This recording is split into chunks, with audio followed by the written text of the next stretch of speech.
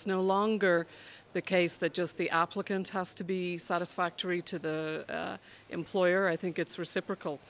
The employer definitely needs to be attractive to the type of applicant that we're looking for, and that means they have to be relevant, they have to be involved in interesting brands, doing interesting, innovative work, and be able to entice in the type of talent we're looking for.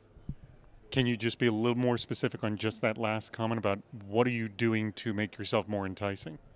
Well, I think we're moving from a very print-oriented world as an organization to a digital delivery of content. And so we are the premier provider of global educational content. We're building it in digital R&D centres. And for anybody who's interested in working in education and in technology, what we're doing in our learning management systems, our assessment systems, and in the delivery of content into K-12 classrooms is very exciting. And I think that is the big shift that's helping us to attract different types of talent and very, very innovative types of talent. All right, I'm someone who would want to work for your organization. How do I present myself so I'm very visible? I mean, what would be like the most eager way to go about it? Well, don't be too eager, that's for start.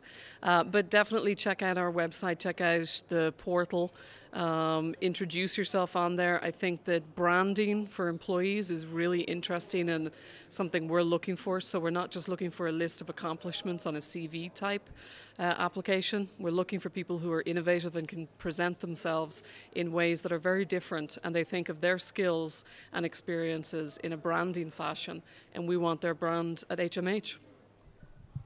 So, can you think of an example of someone who actually did brand themselves well? Can you describe that person?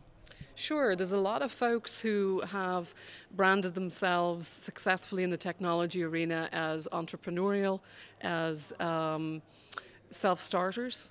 Folks who are innovative. They've definitely demonstrated that they've done things that are not normal or are not what we would consider in the natural career progression of technology candidates. And I think that's the type of thing we're looking for, is out of the box.